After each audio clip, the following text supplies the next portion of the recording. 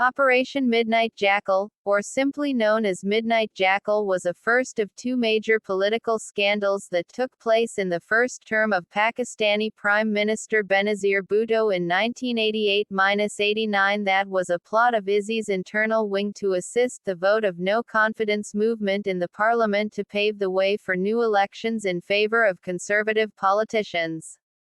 Following the death and state funeral of President Zia-ul-Haq, Benazir Bhutto was elected as the Prime Minister of Pakistan after successfully campaigning in the nationwide general elections held in 1988. As early as 1989, the Army Staff under General Aslam Beg, then Chief of Army Staff, had been at odds on the policy matters relating the handling of the security situation in Afghanistan. Immediately after Prime Minister Bhutto removed Hamid Gul from the intelligence agency over his failure to sustain Pakistan's national interests in the country. According to the ISI's insider information, it was President Ghulam Ishaq Khan and General Mirza Aslam Beg who wanted the administrative changes in the civilian government to control the government in their favor. In September 1989, the internal wing of the ISI, allegedly working under the directions from General Aslam Beg, attempted to mount an effort to bring the vote of no confidence movement in the parliament in order to remove Benazir Bhutto, which would force new nationwide elections in 1990. 146-2. This covert military intelligence program actively ran under Brig.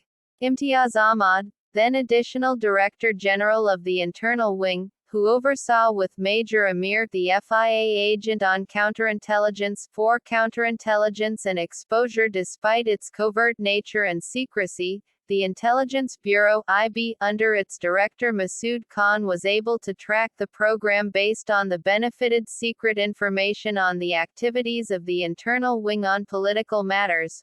146-2. Eventually, the Intelligence Bureau was able to tap the telephones and further videotaping the conversation of Brig.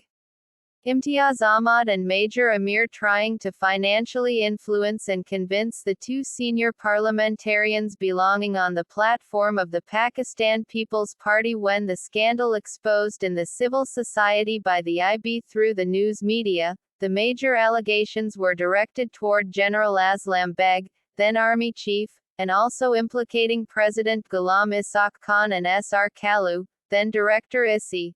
146-2. Efforts to authorize the court-martial of the General Beg failed due to lack of evidence, as General Beg denied his involvement but authorized the Pakistan Army's JAG Corps to establish the court-martial hearings of Brig. Imtiaz, who was dismissed from his one-star general rank in the Army.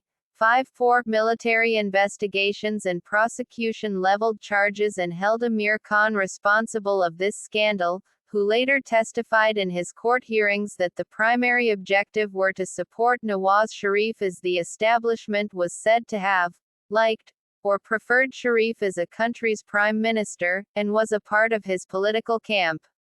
As Amir Khan told his military lawyers that Nawaz Sharif was more acceptable to the Pakistan Army than Benazir Bhutto, and the establishment was against every leader who had people's mandate behind them.